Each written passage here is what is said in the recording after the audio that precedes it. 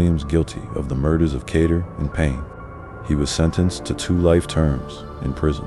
Closing the cases, the conviction of Wayne Williams should have brought closure. Instead, it opened a new chapter of controversy.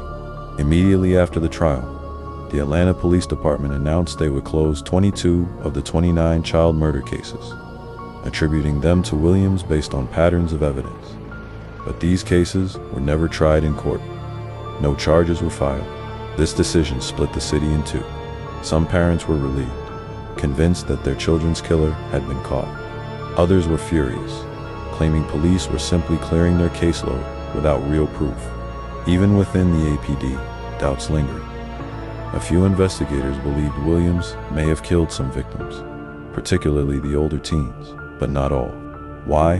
Because the early victims, like Edward Smith, Angel Lanier, and Yusuf Bell, differed from the later ones. They were younger, and some showed signs of sexual abuse, a pattern not seen in the adult victims tied to Williams.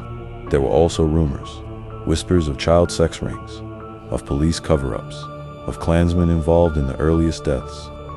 The idea that one man, a 23-year-old failed music promoter, was solely responsible for a 2-year wave of terror, stretching across dozens of neighborhoods, never sat right with everyone. Too many. Closing the cases without further investigation felt like a betrayal. "My baby was worth more than a folder stamped closed," said Camilla Bell, mother of 9-year-old Yusuf. Still, the killings stopped after Williams' arrest. Was that coincidence or proof? The answer would remain tangled in suspicion, pain, and a city's desperate need to move on. The community reacts. The conviction of Wayne Williams did not bring Atlanta together. It divided it further.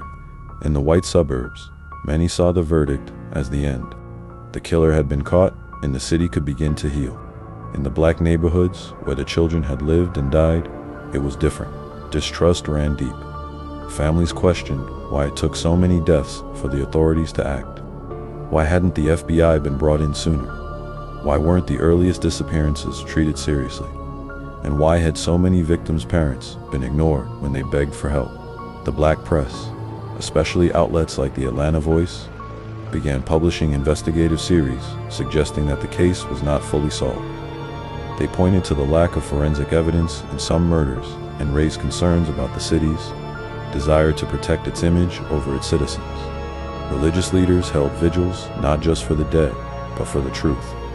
Candlelight processions marched through the streets of Summerhill, Mechanicsville, and Pittsburgh, the very neighborhoods that had lost the most. Meanwhile, conspiracy theories